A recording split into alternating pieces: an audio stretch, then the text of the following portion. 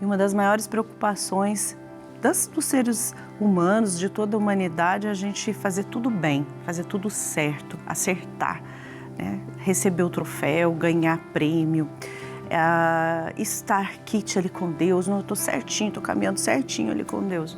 Mas é importante a gente sempre questionar, a gente analisar, refletir, né, de maneira muito acolhedora com a nossa vida, respeitosa, olhando para a nossa vida, que precisa sempre, né, ser digna e assim viver uma vida digna para que o outro também viva uma vida digna.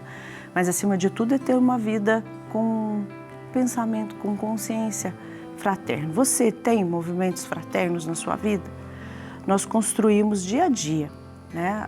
Nossa vida é construção, nós vamos tecendo dia após dia, ponto a ponto, dia a dia, nós vamos construindo. E como é bonito e como é bom quando a gente começa a mudar os nossos hábitos para que seja e para que tenhamos, né, um mundo mais fraterno. E o que é fraternidade? Principalmente quando a gente olha para as nossas atitudes. A gente quer fraternidade no mundo, mas muitas vezes nós não agimos com fraternidade. E a fraternidade, ela é construída a partir das nossas atitudes também, das nossas ações. Quando nós destruímos os muros que impedem a igualdade, que impedem um mundo melhor, que acabe com a desigualdade, que também possamos, né, cada vez mais construir pontes. Então, destruir esses muros. E como que a gente constrói pontes? Primeiro, diálogo sincero. Diálogo sincero que vai unir, né? E a gente, às vezes, pensa num diálogo sincero e numa união em que todos têm que ser iguais.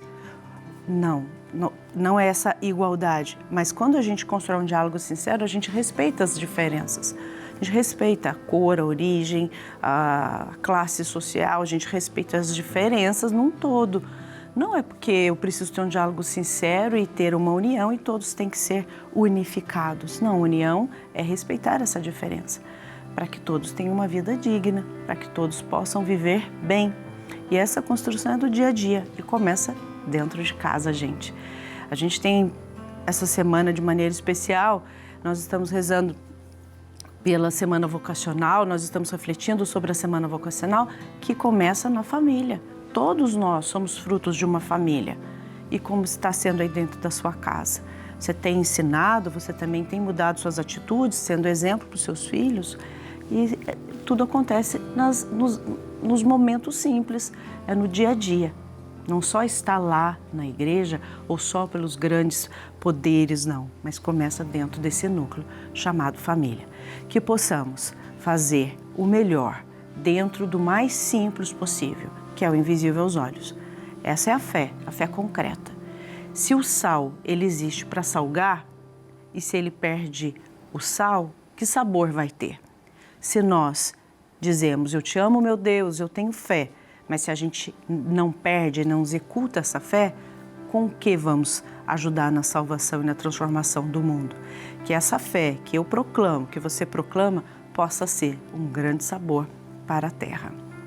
Vamos juntos no trecho separado para você, especialmente para você hoje refletir. Padre Eduardo, com sabedoria, vai nos ensinar, vai nos ajudar a aproximar mais desse trecho em São Mateus, capítulo 5. Vamos refletir com o coração aberto e muita esperança. Doravante considero tudo como desvantagem, diante da grandeza de conhecer o Cristo Jesus, meu Senhor. Por ele eu aceitei perder tudo, e tudo considero como lixo, para que eu ganhe a Cristo e seja achado nele, não como uma justiça minha, vinda da lei, mas sim como aquela que vem pela fé em Cristo. A retidão que Deus concede e é baseada na fé. Quero assim conhecê-lo, experimentar o poder de sua ressurreição e da comunhão com os seus sofrimentos, tornando-me conforme a sua morte, para ver se alcanço a ressurreição dentre os mortos. Eu sempre gosto de dizer que São Paulo, o apóstolo Paulo, está entre os grandes autores do Novo Testamento. E São Paulo escreve diversas cartas, todas elas com significados muito importantes e profundos, que tocam o coração das comunidades cristãs. Como nós sabemos, Paulo é aquele que, com muito entusiasmo, se tornou o modelo de missionário, o modelo da missão. E Paulo se dirige, sobretudo, aos pagãos. Por isso que, não poucas vezes, os estudiosos da Bíblia se referem a ele como o apóstolo das nações, o apóstolo dos pagãos. Por quê? Porque ele quer ir além da comunidade judaica. Paulo acredita que a mensagem de Jesus é uma mensagem dirigida a toda a humanidade. E a gente vê em todas as cartas de Paulo o senso do universalismo da salvação. Paulo apresenta Jesus como o Salvador de todos. E os pagãos, os estrangeiros, aqueles que formalmente estão fora do alcance da graça de Deus, se tornam prioritariamente os eleitos, os escolhidos. E a carta de Paulo aos Filipenses tem uma característica muito bonita. Paulo, nessa carta, lembra que Cristo assumiu para valer a nossa condição humana, a nossa natureza. Paulo fala de um Cristo que vive a nossa humanidade de uma maneira plena, integral. E é assim, é olhando para a humanidade de Jesus, para essa humanidade plena, integral, verdadeira, que nós também reencontramos a força necessária para defender e promover a vida. Lembrando que toda a humanidade revela a divindade, revela o plano bonito que Deus escolheu para nós. Na companhia de São Paulo, na companhia de tantos outros autores do Novo Testamento, nós queremos nessa semana vocacional pedir a Deus que continue nos chamando para trabalhar na sua messe, na messe do Senhor.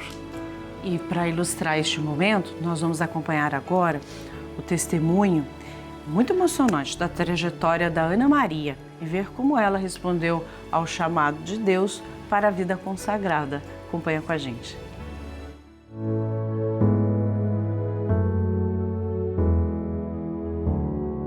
Desde criança, sempre gostei de participar da catequese, né?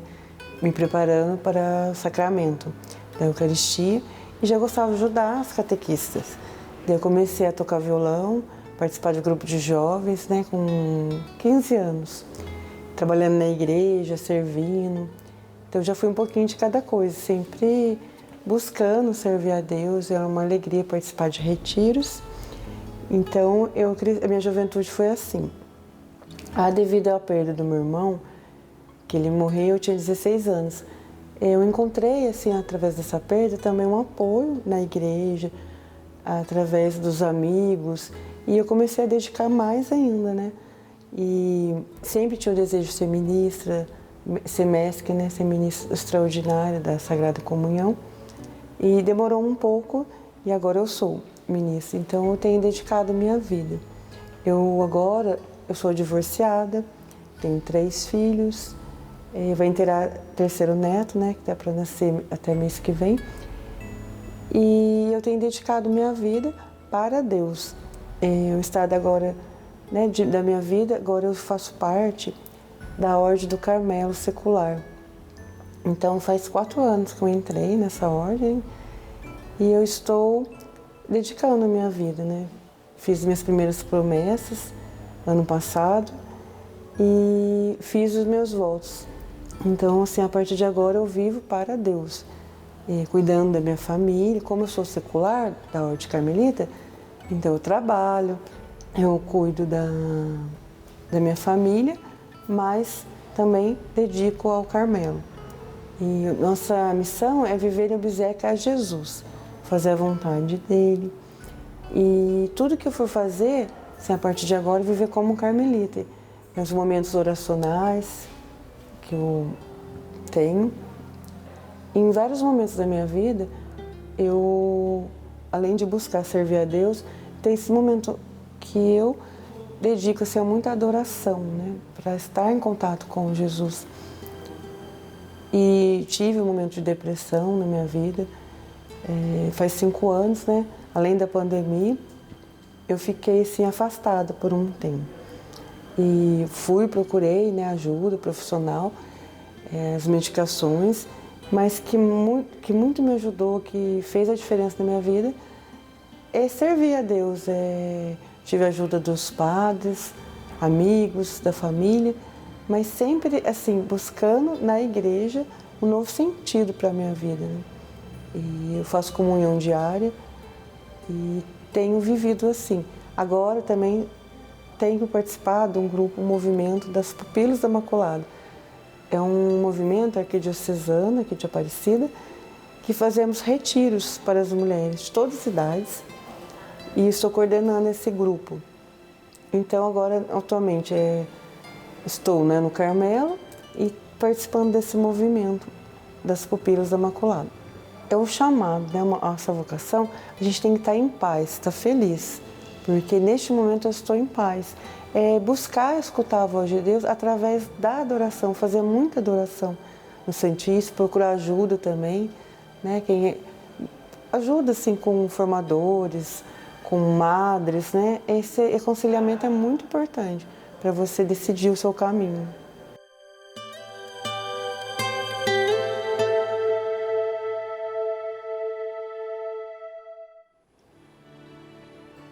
É a semana vocacional, a semana muito especial de oração pelas vocações sacerdotais e religiosas. Desde domingo passado, nós fizemos aqui no Santuário Nacional a abertura dessa semana. Já há 57 anos, o Santuário celebra com alegria essa semana, convocando, chamando Daniela ao serviço para na vinha do Senhor. Vai e anuncia-me, né? Como que eu anuncio? Como eu vivo a minha vida? O meu próprio viver é o próprio anunciar. Então, como eu cuido da vida, como eu cuido das minhas tarefas, como eu olho para a vida, desde a casa comum ao meu coração, onde é a minha moradinha principal, né? Então, assim, a minha casa comum é uma comunidade em comum com todos. Tudo faz parte da nossa vida e é missão. Vamos rezar pedindo a Deus a graça da gente ser fiel nessa caminhada, nessa trajetória. Pai nosso que estais nos céus, santificado seja o vosso nome. Venha a nós o vosso reino, seja feita a vossa vontade, assim na terra como no céu. O pão nosso de cada dia nos dai hoje. Perdoai as nossas ofensas, assim como nós perdoamos a quem nos tem ofendido.